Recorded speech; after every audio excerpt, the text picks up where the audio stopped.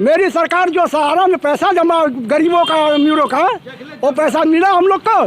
सहारा सरकार को चलिए क्या बात है, ये अपने आप में तो बहुत बड़ा मुद्दा है, क्योंकि सहारा जो है बहुत बड़े पैमाने पर जो है देश में लोगों का पैसा जमा है।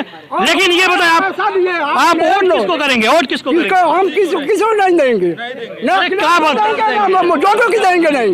हम अखिलेश के पास गए हैं, अखिलेश के पास गए, हमने पैसा आपको दिए, नौकरी के झांसा देकर 2 लाख के करोड़ में है। जो योगी जी के मुख्यमंत्री है गोरखपुर के, यही गोरखपुर में दलाल बैठा हुआ है, उनके पास हमने 3 बार एप्लीकेशन दिया योगी जी को, आज तक हमारा उसका पैसा कोई। किस लिए एप्लीकेशन दिया था आपने? नौकरी के बारे में पैसा हमारा दे दिए थे। कौन लिया था पैसा? गोरखपुर में। क्या नाम है? विजय यादव। किस नौकरी के नाम पे? किस नौकरी के नाम पे? विजय यादव। हाँ, कोई ना है और बराबर में है, बराबर मुस्लिम में है। आप वोट क्या नाम है? ब्राह्मण का नाम नहीं जान रहे, बाकी पंडित भी रहते 3 छोले 2 करोड़ के हैं, 2 करोड़ घोटाला किए हैं। 2 करोड़ घोटाला। लेकिन मुख्यमंत्री जी को मैंने जो एप्लीकेशन दिए आज तक नहीं कोई दिया हमने पैसा। अच्छा ये एक बताइए, आप वोट किसको देंगे? हम किसी को नहीं देंगे। देखिए ये वोट आपका अधिकार है, वोट का प्रयोग आपको करना चाहिए। नहीं करेंगे। अरे बिल्कुल करिए। रोड पर भीख मांग रहे हैं घूम घूम करके, अब पैसा रहता है हम कुछ काम करते ना। भाई मतदान सुनिए आपका गुस्सा जायज है, लेकिन वोट जरूर करिए। नहीं वोट देंगे, किसी को नहीं देंगे। अरे मतदान आपका अधिकार, अच्छा मैसेज जाएगा। देंगे। नमस्कार, मैं हूं अख्तर हुसैन और आप हैं इस वक्त मेरे साथ न्यूज़ दिल से भारत पर। आज हम लोग मौजूद हैं सहजनवा विधानसभा में। सहजनवा विधानसभा में तमाम पार्टियां जोरों शोर से अपना प्रचार कर रही हैं ताकि अपने प्रत्याशी को जिता सके। लेकिन आम जनता जो आज चौराहों पर, मोहल्ले में, गांव में बैठी है, आखिर उसकी सोच क्या है, किन मुद्दों पे वो वोट करेगी और किसको वोट करेगी, और इस वोट का आधार जो है क्या है? क्या ये एक वोट किसी पार्टी को जीत दिला सकता है? आइए इसी मुद्दे पर जो है हम बात करते हैं। सबसे पहले आपसे, क्या नाम है आपका? अश्विनी कुमार त्रिपाठी। त्रिपाठी जी, 2022 का ये समर चल रहा है, चुनाव चल रहा है और इस वक्त सारी पार्टियां लगातार लगी हुई हैं। त्रिपाठी जी एक बात बताइए, क्या मुद्दे होने चाहिए इस बार चुनाव में जिस पे आप वोट करना चाहेंगे? देखिए, मुद्दा जो है बेरोजगारी है और जो किसानों का यहाँ शोषण हुआ है, किसी चीज़ का गाय जो भी छोड़ दिए हैं उसके लेके लोग थोड़ा दिक्कत में है। खासकर व्यापारी वर्ग, कोरोना काल में इन्होंने क्या नाम है दुकानें सब बंद किया, बस इनकी जनसभाएं चलती रही, इसका दुख है सबको और कोई बात नहीं। लेकिन अब वोट करें किसको करें? दूसरी पार्टियां जो है वो बीजेपी को ऐसा मुद्दा दे देती हैं कि अंत में आपको बीजेपी को वोट करना पड़ता है। अभी आपका यहाँ गाजीपुर में देखिए, लोग सपा के प्रत्याशी के लोग बीजेपी के गाड़ी के झंडा उंडा सब फाड़ दिए। अब अभी वो ऐसा कर रहे हैं, जब आ जाएंगे तब क्या करेंगे? इसलिए मजबूरन में सुशासन लाने के लिए सबको बीजेपी को वोट करना पड़ेगा। एक और साथी हैं यहाँ पे, जैसे अभी मैंने एक साथी से ये सवाल किया कि बेरोजगारी, तो उन्होंने कहा कि हाँ बेरोजगारी है, हम शिक्षित हैं, रोजगार नहीं है। और उत्तर प्रदेश सरकार, अभी बहुत सारे ऐसे डिपार्टमेंट हैं जहां भर्तियां वैसे पड़ी हुई हैं जिनको पूरी तरह फुलफिल नहीं किया गया। शायद अगर फुलफिल होती तो कुछ बेरोजगार जो है जरूर कहीं ना कहीं एडजस्ट हो जाते। आप बताइए, आपके लिए क्या है? बेरोजगारी सबसे बड़ा मुद्दा है, या फिर जो जानवर खुला खेतों में चल रहे हैं वो सबसे बड़ा मुद्दा है, या भ्रष्टाचार सबसे बड़ा मुद्दा है? सब कुछ अच्छा है। रह गए पफ वाली बात है, तो पफ ना जोगी जी आए हैं, नहीं केंद्र पे आया। हम आप लोग ही उसका जो है दूध दूह के उसको खेत दे ये है, ठीक है। एक चीज़ हुआ।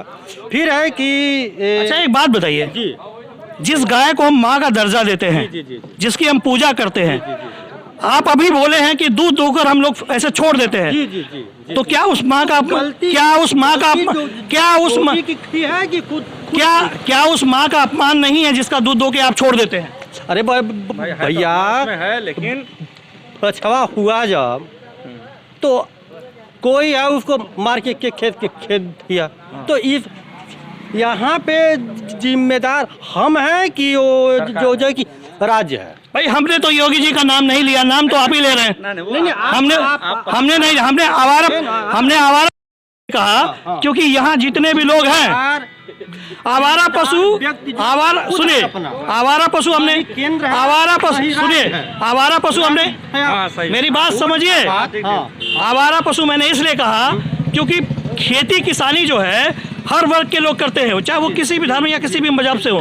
तो अगर उनके खेतों को जो है अगर चर जाएंगे, मान लेते कि योगी जी की जिम्मेदारी नहीं है, मान लेते मोदी जी की जिम्मेदारी नहीं है, लेकिन बात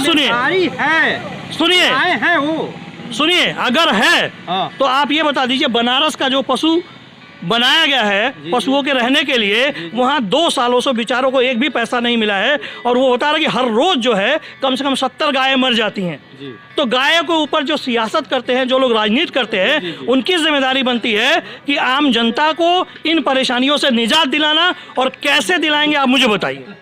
देखिए कुछ तो लोग हैं कि अगर मिल के अगर चाहें कोई काम करना चाहें, 10 लोग हुए 20 लोग हैं, मिल के भी कुछ काम कर ला।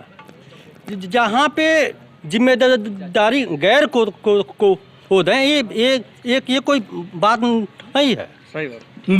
मेरे कहने का ये मतलब है, गांव के लोग तो मिल के व्यवस्था बनाते ही हैं, लेकिन सरकार की जो जिम्मेदारी है वो कब निभाएगी?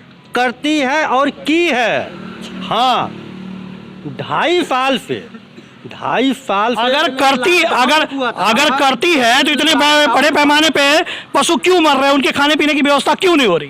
अरे भैया, व्यक्ति खुद खाए, 2.5 साल से फ्री गैस, चावल। मैं गाय की बात कर रहा हूँ।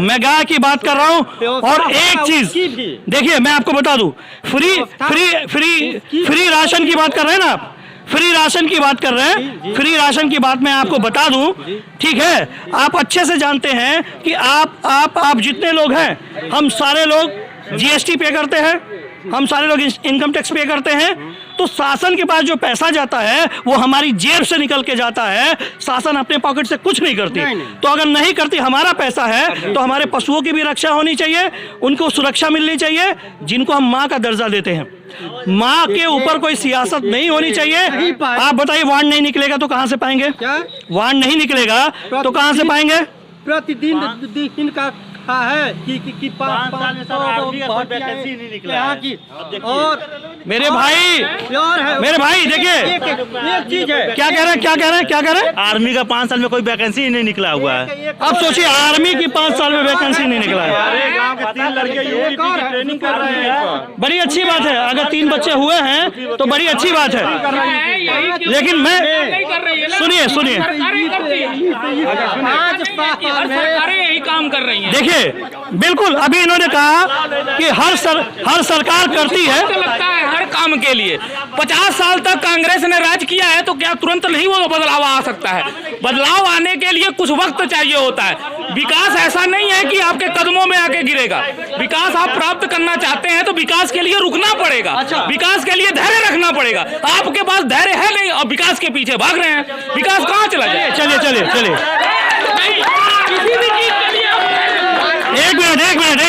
एक मिनट चलिए, विकास के लिए धैर्य रखना जरूरी है, आपकी बात सही है। लेकिन सर, 5 साल में जो भी विकास होना चाहिए या जो वांड योजनाएं आनी चाहिए, अगर वो योजनाएं आती तो मुझे लगता है कि नौजवानों का उद्धार हो गया होता। सर, यही 5 साल में तो 2.5 साल कोरोना भी तो खा गया। इसको आप निकाल देंगे तो 2.5 साल ही बचते हैं, और 2.5 साल को उठा लीजिए तो ऐसा नहीं है कि एकदम जीरो वांट है। वांट जरूर कुछ निकले हैं, पहले से अपेक्षा ज्यादा भर्तियां भी हुई हैं। ऐसा नहीं है कि निष्पक्ष हुई हैं, फ्री में हुई हैं।